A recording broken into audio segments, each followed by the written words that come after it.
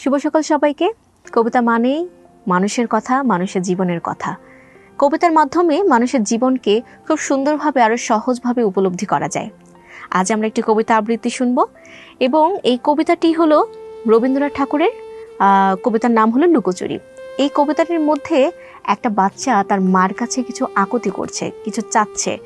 এটা আমরা শুনলেই আমরা বুঝতে পারবো কবিতাটিতে আসলে কি বলা হয়েছে। চলুন শুনে আসি।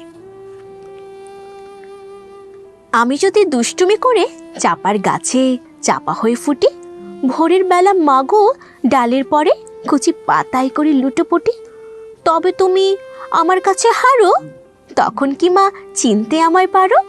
তুমি ডাকো, খোকা কোথায় ওরে? আমি শুধু হাসি চুপটি করে। যখন তুমি থাকবে যে কাজ নিয়ে, সবই আমি দেখব নয়ন মেলে। স্নানটি করে চাপার তলা দিয়ে আসবে তুমি পিঠেতে চুল ফেলে।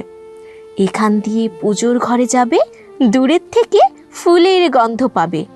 তখন তুমি বুঝতে পারবে না সে তোমার খোকার গায়ের গন্ধ আসে। দুপুর বেলা মহাভারত হাতে বসবে তুমি সবার খাওয়া হলে। গাছের ছায়া ঘরের জানলাতে পড়বে এসে তোমার পিঠে কোলে। আমি আমার ছোট্ট ছায়াখানি দোলাবো তোর বইয়ের পরে আনি। তখন তুমি বুঝতে পারবে না সে তোমার চোখে খোকার ছায়া ভাসে। সন্ধেবেলায় প্রদীপ খানি চেলে যখন তুমি যাবে গোয়াল ঘরে, তখন আমি ফুলের খালা খেলে টুপ করে মা পড়বো ভুয়ে ঝরে।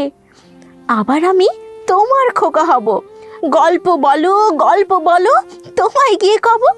তুমি বলবে দুষ্ট ছিলে কোথা, আমি বলবো বলবো না সে কথা। ধন্যবাদ সবাইকে আমার এই কবিতাটি মন দিয়ে শোনার জন্য। আমাদের পরবর্তী আয়োজনের সঙ্গে থাকবেন। ততক্ষণ পর্যন্ত ভালো থাকুন।